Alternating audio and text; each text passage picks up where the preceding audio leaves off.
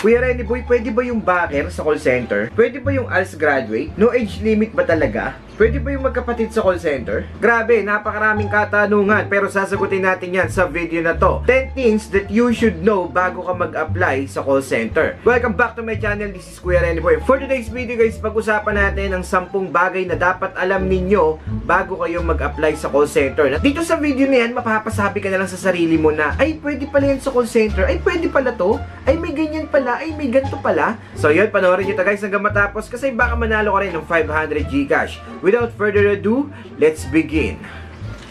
Thank you for calling customer service.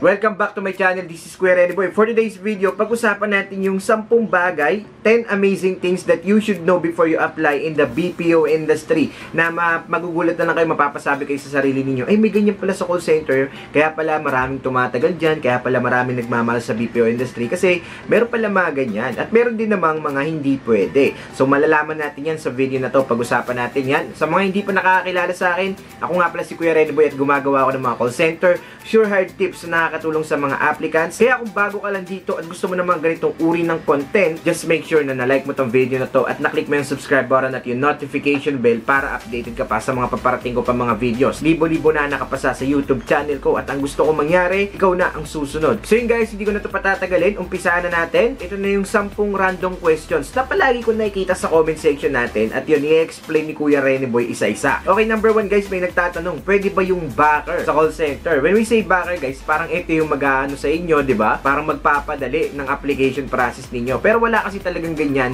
sa BPO industry. Way back nung ako na nag-a-apply ako, walang ganyan. Although merong mga nagre-refer, merong mga tao na gusto kang ipasok sa isang call center company, hindi mo siya matatawag na backer kasi hindi kanya matutulungan sa magiging process mo. Yun, along the process, ikaw pa rin lahat yan. Kapag mag-i-initial interview, ikaw ang kailangan makapasa dyan. Kapag magpa-process ng assessment, sarili mo pa rin yan. Final interview, and kahit anong uri ng assessment na pagdadaanan mo, ikaw dapat ang makakalusot dyan. Kasi meron nagbabantay, meron nag-evaluate, di ba? So yun, ang kailangan mo lang talaga ay mag-practice bago tayo mag-apply. So hindi natin maaasahan yung mga backer na yan. Okay? And then number 2, may nagtatanong na naman, pwede ba yung ALS graduate? Most of the BPO or call center companies ay tumatanggap talaga ng mga ALS graduate. Just make sure na meron kayong certificate, katunayan na nakatapos kayo ng ALS ninyo or Alternative Learning System. So yun, pwede naman, possible naman. Kahit nga mga high school graduate, pwede din. Kahit college undergraduate, pwede rin. Pwede na! Basta maghahanap lang kayo ng call center companies na hindi ganun kataas yung qualification when it comes to educational attainment na meron mga tumatanggap ng high school graduate. Ang dami ko naging ka-work before, international account, tapos high school graduate. Grabe, nakakapasa sila, ano? Siguro gifted talaga, magaling mag-English, pero hindi lahat. Meron din naman akong kakilala. Katulad lang rin ni Kuya Rene Boy, I'm not that fluent in English. Hindi ako ganun kagaling mag-English, pero nakakapasa. Kasi nga, nagpa-practice kasi ako before. Kapag bumagsak ako sa isang company, tinatandaan ko yung mga interview questions, sinusulat ko yung mga possible answers, yung maganda pakinggan sa tenga ng mga interviewer, and then, minimemorize ko. So yun, nangyayari din talaga guys na yung minimemorize ko ay hindi naman tinatanong dun sa next company na ina-applyan ko. Pero ang kagandahan kasi guys, kung nagme-memorize tayo, nagpa-practice tayo, yung dila natin nasasanay. So pag palagi tayo na expose sa English medium, ito na po yung nakakatulong sa atin para gumaling at mas lalo pa tayong mahasa sa pagsasalita ng English. So even though na kahit na hindi ito yung tinanong or hindi ito yung pinaghandaan ko, nagkakaroon ako ng vocabulary, lumalawak, dumadami yung mga choice of words ko ng mga pagpipilian. So kahit papano, nakakapag-English na ako dahil dun sa mga pinapractice ko na kahit hindi tugma yung tanong, di ba? Sa mga tinanong sa bagong company na ina-applyan ko, at least meron na ako mga bagong vocabulary or mga words na pwedeng gamitin sa interview. So yun yung purpose talaga nun. So yan ha, sagutan natin yung katanungan na yan. Pwede po ALS graduate, high school graduate, at college graduate sa call call center. Pangatlo, may nagtatanong din, pwede po ba yung magkapatid sa call center? Oo naman, pwede guys ang mga magkakapatid sa call center, pero mostly ang ginagawa nila, hindi kayo pinagsasama sa iisang team or hindi kayo pinagsasama sa iisang department kasi pwedeng magkaroon ng anomalya. Syempre magkapatid kayo, halimbawa TL ka, tapos agent mo, kapatid mo, di ba? Baka magkaroon ng personal interest or something na talagang kakampihan mo kasi nga kapatid mo. So para maiwasan yun, pinaghihiwalay lang nila. Pero pwede magkapatid sa BPO. Minsan nga magnanay. Meron ako mga ka-workmates dati, magnanay sila, ganun. Minsan magkapatid, kambal pa nga, may mga ganun. So yan, normal yan sa call center industry. Pwede po ang magkapatid, okay? Pang-apat, no age limit nga ba sa call center industry? Totoo naman guys. Pero kasi pag sinabi nilang no age limit, hindi ibig sabihin pwede na yung mga 70 years old, pataas, ganyan-ganyan. Siguro at least 60 to 65 years old, tinatanggap pa rin. Kasi hinihingihan nila ng consent yan kung fit to work pa ba ang isang applicant. As long as kaya mo naman kasi, ayun yung kagandahan sa BPO industry. Kapag nakitaan nila na kahit may edad ka na, pero kayang-kaya mo pa maghawak ng computer, malalaman din nila yan sa medical kung okay pa ba yung paningin ni applicant, malalaman din nila kung capable pa ba si applicant or si employee mag-type sa computer, nakakabasa pa ba ng maliliit na details, makapag-compute, sharp pa yung isip niya. As long as kaya mo lahat ng mga bagay na yan, kaya mo pang mag-assist ng customer via phone, welcome na welcome. Pwede pa rin sa call center industry kahit 60 years old to 65 years old. Okay? So yun, talagang legit na no age limit. Pero kapag hindi na po natin kaya or meron na tayong problema sa mga sa paningin, ganyan, sa pagsasalita, ganyan, tapos medyo mahina na yung pandinig, yun lang naman po yung mga hindi nakakapasa. Kasi importante po active listening. Kailangan qualified ka dyan. Kailangan malinaw yung paningin kasi kailangan mo mag-multitask. While talking to your customer, tinitignan mo yung mga details, paano kung magkamali ka? Minsan mga usaping pera, ganun, may mga account na involved. So yun, kailangan napaprocess natin na maayos yung mga concern ng customers. Kumbaga, kailangan physically fit tsaka mentally fit tayo. Okay? Mahirap na kapag nagkamali ka ng process, tas mataterminate ka rin agad, diba? So yun, basta alam mo sa sarili mo na kaya mo pa, kahit 60 years old to 65 years old, pwede po kayo sa call center. Panglima, malaki nga ba ang sahod sa call center? Hindi natin masasabing malaki sa umpisa. Kasi si Kuya Renny Boy way back 2014 or 2015 when I started my BPO journey, hindi ganun kalaki yung sahod ko. So yun, kaya lang naman nagiging malaki dahil sa mga incentives, ganun. Pero pag basic salary usapan, hindi siya ganun kalaki talaga guys. And I guess, yung mga starter ngayon, yung mga beginner, kapag na-hire sila, ang pinakamalaki yatang nabalitaan ko is nasa 22,000 or 24,000 yung offer. Okay? Pero kung nalalakihan na kayo doon, maganda na rin. Okay? Kasi kumpara naman sa akin dati, way back 2015 when I started, talagang nasa 15 tuloy, 11,000 lang ako mahigit nung nag-start ako sa BPO or call center company na in-applyan ko or nag-work ako before. And then yun, after naman nun, totoo rin yung stereotype na sinasabi nila na kapag tumagal ka talaga, is pwede ka nang pumunta sa mas malaking account or sa mas malaki ang sahod na account. Pwede naman yun. Kasi nga, sasabihin naman sa'yo kapag nag-a-apply ka, yung offer. Okay, yung basic salary, yung mga packages, yung mga possible incentives na makuha ninyo. And yun, kung tatanungin ninyo kung ano yung mga malalaking sahod na account, ay suggest na mag-sales account kayo.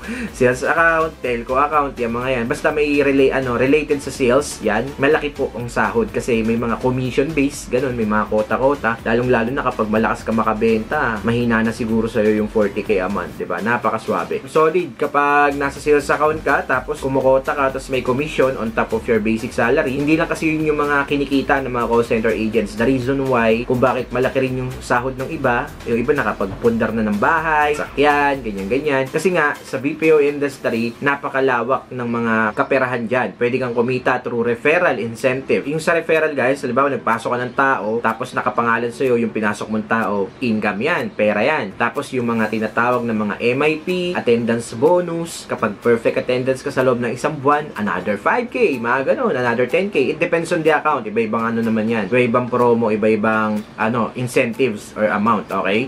Meron din mga MIP, pag maganda yung monthly performance mo, meron ka matatanggap na, yon MIP, usually 8,000 to 10,000, ganun, monthly yan, o diba? Tapos nakapatong pa sa basic salary mo, napakaswabe, diba? So yun yung mga reason kung bakit nagiging malaki ang sahod ng mga call center agents at kung bakit maraming tumatagal. Kaya yun, nagiging comfort zone talaga nila. Pero guys, kung sinasabi na ng dead-end job ang call center, no, that's not true kasi napakalawak ng career growth. Maaari ka ma-promote sa iba't ibang larangan like training department, talent acquisition, production, QA or quality, tapos meron pang HR, diba? So, marami ka mapupuntahan sa call center. Lalong-lalo na kapag meron ka ng call center experience, tapos nag-try ka ng ibang industry like virtual assistant, napakaswabe, napakagandang pundasyon, kasi napakarami mong skills na natutunan sa BPO na hindi mo i-expect sa sarili mo o kung bakit nagagawa mo itong mga bagay. Just like Kuya Ready Boy, diba? Galing ako sa BPO industry and I gain a lot of confidence, I gain a lot of skills na nagagamit ko ngayon sa pagbablog ko dahil yan sa call center. So, yun, hindi mo siya masasabing dead-end job kasi ang BPO ay talagang continuous growth yan. Okay? So, napakaswabe, di ba? Kaya sa mga nagtatanong kung malaki ang sahod sa call center, masasabi ko ay yes. Kasi kumpara sa mga ibang field, like Jollibee crew, pagiging sales clerk. Kasi si Kuya Rene Boy, naging fast food crew din ako eh. Tapos naging sales clerk ako, naging construction worker ako. Kung ikukumpara mo, sobrang layo sa mga naging income ko before, sa mga trabaho na yun, di ba? Given na nakaupo ka lang, tapos yun, talagang magpa-process ka lang ng concern ng customer mo via phone. So, totoo naman yun. So, parang ang pinakapuhunan mo kasi sa call center talaga, yun, boses mo, daliri mo, tapos yun, multitasking skills mo, yung paningin mo, yan. Kasi nakatitig ka talaga sa computer. That's right. At yun, kailangan alagaan natin yung paningin natin, guys, kapag nagko-call center tayo, huwag natin babasahin palagi kapag alam nating pagod yung mga mata natin, okay? So, panganin, guys, may nagtatanong, Kuya Rene Boy, may bidet ba sa call center? Yes po, merong bidet sa call center. And most of the BPO companies ay naglalagay talaga yan para convenient sa mga call center agents na nadudumi sa floor. Ayan. So, yun. Kasi kapag guys, kapag walang bidet, ang hassle, di ba? Tissue, ganyan-ganyan. So, ang hassle. Ang kagandahan sa mga call center companies, pagandahan sila ng bidet. Wala kang makikita ngayon na puro plastic, puro stainless na ngayon. Napakaganda. That's napakalakas ng pressure. Yung tipong ang sakit kapag binaril mo yung puwet mo. Yun yung napakaswabe dun eh. Tapos yun, guys, hindi lang bidet, punong-puno ng tissue roll yung mga CR ng mga call center companies. Kaya yun, napakaswabe kapag nadudumi ka, komportable talaga yung puwet mo kapag yun, nadudumi ka na sa office ninyo. Lalo-lalo na kung naka-duty ka o kaya naka-lunch break, yan. Kaya marami kang makikita talaga, nakatambay talaga sa CR eh. Tapos napakaganda pa ng salamin, ang lapad.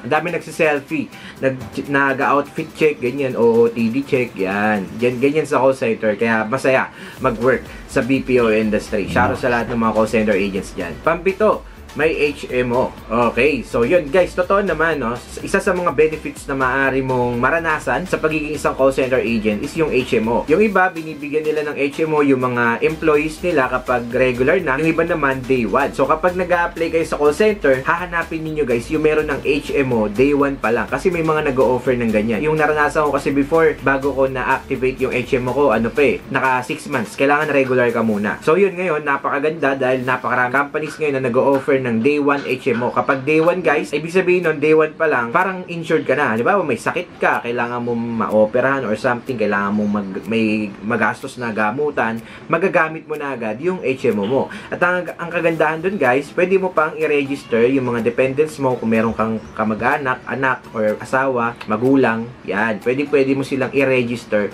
as your dependents dun sa HMO. Para in case, di ba? So, wag naman sana kapag merong magkakasakit, ganyan, at least nagagamit natin yung HMO natin. Hindi natin kailangan maglabas ng pera kasi sagot ng company yon. Yun yung kagandahan sa call center industry. Okay, pang-walo guys, vacation leave. Grabe, napakaswabe ng mga vacation leave sa call center guys. Kasi kapag hindi mo sila nagamit, bawa sa isang taon, binigyan ka ng 20 na leave. Okay? Imaginein mo, meron kang 20 leave sa isang taon, tapos hindi mo siya nagamit. Diba? Napakaswabe nun kasi convertible to cash yun kapag dating ng December or depende sa company ninyo or sa account ninyo kung kailan nire-release yung convertible in cash na vacation leave. Usually sa amin kasi dati, nung nag-work pa ako sa Concentrix, ang VL namin, maximum VL namin per year ay 15. So kung hindi mo masyadong ginagamit yung VL mo, hindi ka pala bakasyon, ganyan, yung VL na yun, nako-convert into cash. So pumapatong yun sa basic salary namin, tapos pumapatong pa yun sa 13th month. Kaya paldo-paldo talaga ang mga call center agents pagdating ng 13th month. Kasi solid, hindi lang 13th month bonus yung nakukuha nila, may mga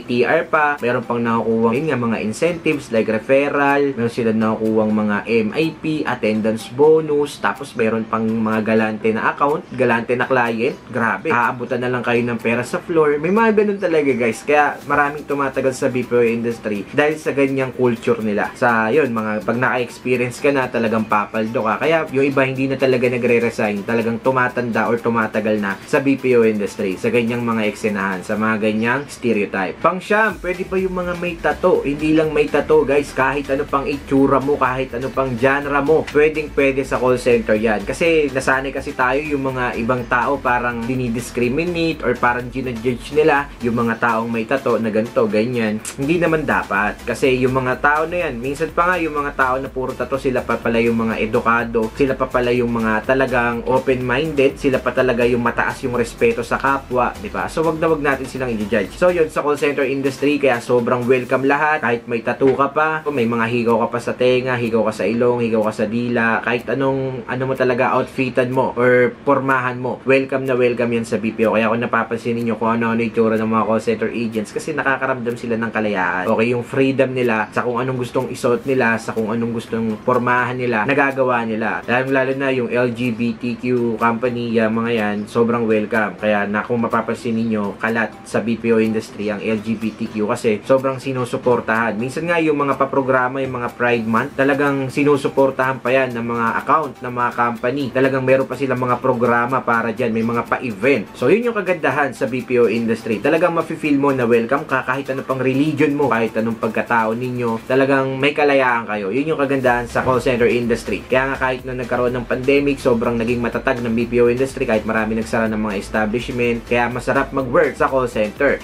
And last but not the least, yung mga perks, totoo yun guys, na merong mga pa-event. Yung mga call center companies, like meron silang mga pa-family day, yung tipong pwede mong isama yung buong pamilya mo sa mga outing, ganyan. May mga pa-trip to Boracay, trip to El Nido, Palawan. May mga ganyan sila mga offer. Yung iba pa nga, trip to Australia, trip to Hong Kong. Kasi guys, yun yung mga offer ng mga clients, di ba? So yun yung kagandahan eh. Hindi lang yan, kasama rin sa perks guys, yung mga amenities. Yung mga ano guys, meron silang mga pa-karaoke room, di ba? Yung pagpapasok ka, hindi ka maboboring kasi merong karaoke room, may billiard room, yung ibang companies merong ganyan. Yung iba naman merong mga fitness gym, may sleeping quarters. Halos lahat ng company hindi nawawalan yan. Yung dalawa na yan, fitness gym tsaka sleeping quarters, hindi nawawala yan. Nakakatawa nga eh, kasi yung ibang call center companies like TaskUs, meron silang mga pa-scholarship program, meron silang pa-playground, meron silang library. Kapag walang bantay yung anak mo sa bahay, dali mo sa office ninyo, meron siya matatambayan doon, merong magbabantay, may mag-guide, gano'n. Diba? So, nakakatuwa. Kaya, ang sarap mag-work sa call center ngayon, guys. Kaya, yun. Basta, pumili lang kayo ng company na malapit sa lugar ninyo, na okay yung sahod, komportable kayo, at yun, syempre, dapat okay yung mga tao sa paligid ninyo. Pag alam ninyo na nababurnout na kayo, syempre, resign tayo, diba? Wag tayo magtitiis. Hindi natin deserve na mag-sacrifice, hindi natin deserve na ma-power trip ng mga TL, ng mga management, ganyan. Kasi may mga ganyan pa rin talaga. Pero kahit saan naman kahit nga nagtatrabaho ako sa Jollibee ko, sobrang trip na trip po ng mga managers doon, sinisigawan, ganyan. Pero yun, no hurt feeling naman kasi yun, kasama talaga sa buhay yan. May experience at may experience mo at doon ka kasi matututo sa mga hardship na mga ganyan. So yun guys, no, that's it for today's video. Sana may nakuha kayong idea bago kayo mag-apply sa call center. At least alam na ninyo yung mga hindi